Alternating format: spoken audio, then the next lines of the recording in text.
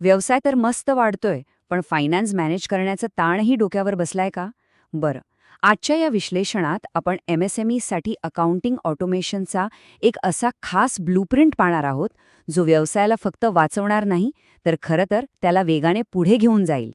कधीकधी असं वाटतं का की सगळीकडे कागदपत्रांचा ढिगारा आहे, एक्सेल शीटचं एक विचित्र जाळं पसरलंय आणि पैशांची चिंता तर सततचीच.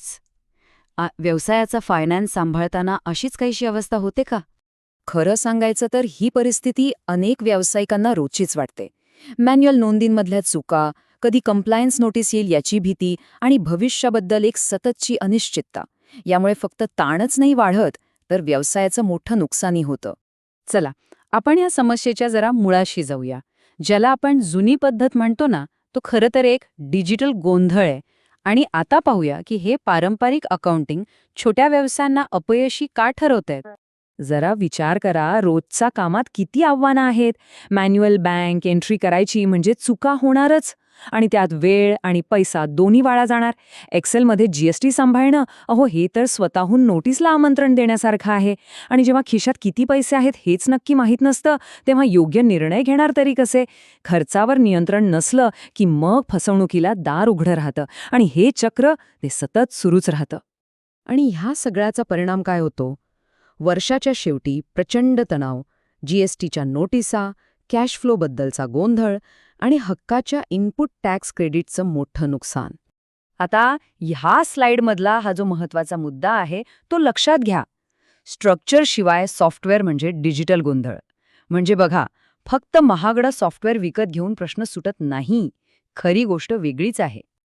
आता आपण एका अशा वळणावर येऊन पोहोचले आहोत जिथून मागे फिरण्याचा रस्ताच नाही. साल आहे 2025 आणि सरकारी नियमांमुळे आता बघू नंतर किंवा काही नाही केलं तरी चालेल हा पर्यायच उरणार नाही. 3 मोठे बदल आहेत जे MSMEsना आधुनिक होण्यासाठी भाग पाडत आहेत. पहिलं, GSTची तपासणी खूप वाढली आहे. दुसरं, डिजिटल कंप्लायन्सचे नियम अधिक कडक होत आहेत. आणि तिसरं, स्वतः MSMEs आता ऑटोमेशनची मागणी करत आहेत, कारण त्यांनाही कळलंय की याशिवाय पर्याय नाही. याचा अर्थ अगदी स्पष्ट आहे. भारत पूर्णपणे डिजिटल फायनान्स इकोसिस्टमकडे वाटचाल करतोय, आणि या नव्या युगात हाताने काम करणाऱ्या मॅन्युअल सिस्टम टिकूच शकत नाहीत. आणि जर वेळेवर बदललं नाही तर धोके खूपच गंभीर आहेत. जरा विचार करा, GST मिसमॅचमुळे येणाऱ्या नोटिसा, चुकीच्या रिकन्सिलिएशनमुळे दरवर्षी वाया जाणारे लाखो रुपये, वाढलेला फसवणुकीचा धोका आणि चुकीच्या रिपोर्टिंगमुळे घेतलेले चुकीचे व्यावसायिक निर्णय. अशा परिस्थितीत कोणताही गुंतवणूकदार विश्वास कसा ठेवणार? म्हणूनच हा फक्त हिशोब ठेवण्याचा प्रश्न नाहीये. हा आहे डेटाच्या अचूकतेचा आणि पर्यायाने व्यवसायाच्या अस्तित्वाचा प्रश्न. मग या चक्रातून बाहेर कसं पडायचं? तर उत्तर आहे एका ब्लूप्रिंटमध्ये. पण एक गोष्ट लक्षात ठेवा, आपलं ध्येय फक्त सॉफ्टवेअर वापरणं नाहीये, म्हणजे डिजिटलायझेशन नाही, तर एक पक्की प्रणाली तयार करणं आहे, ज्याला आपण म्हणूया सिस्टमायझेशन. सिस्टमायझेशन म्हणजे नक्की काय? सोप्या भाषेत सांगायचं तर घर बांधण्याआधी त्याचा पक्का नकाशा तयार करणं. सॉफ्टवेअर हे फक्त एक साधन आहे, पण खरी ताकद त्या कार्यप्रणालीत आहे. म्हणजे आपण सॉफ्टवेअर वापरण्यापूर्वीच अशी एक प्रणाली बनवणार जी चुकांना आणि गोंधळाला जागाच देणार नाही. हे एका सोप्या उदाहरणाने समजावून घेऊया. लेझर स्ट्रक्चर नीट कसं करायचं ते बघा. ऑफिस एक्सपेन्स 1 किंवा इतर खर्च असं काहीतरी लिहिण्याऐवजी खर्च थेट आणि अप्रत्यक्ष या 2 प्रकारांमध्ये विभागला पाहिजे.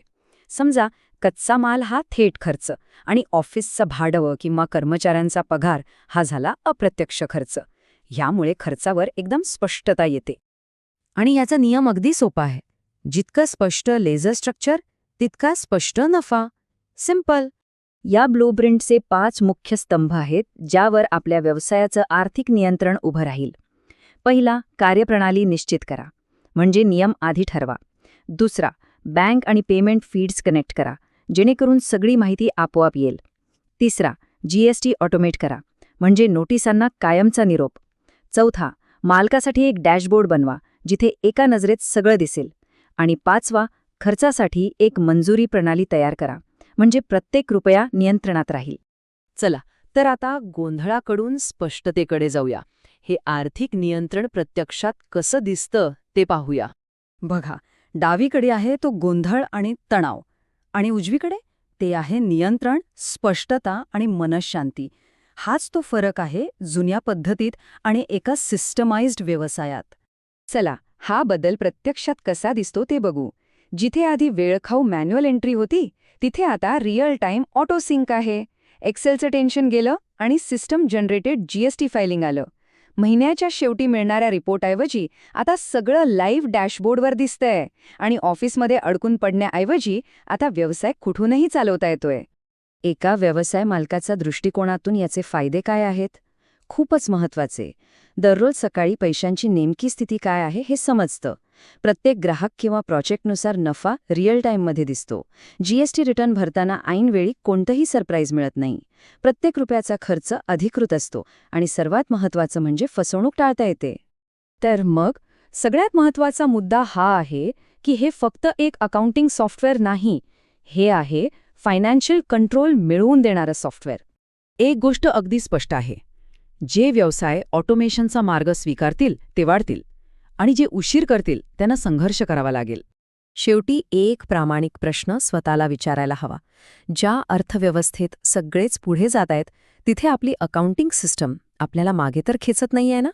त्यामुळे आता स्मार्टपणे बदला, लवकर ऑटोमेट करा आणि आपल्या व्यवसायाला आणखी वेगाने वाढवा.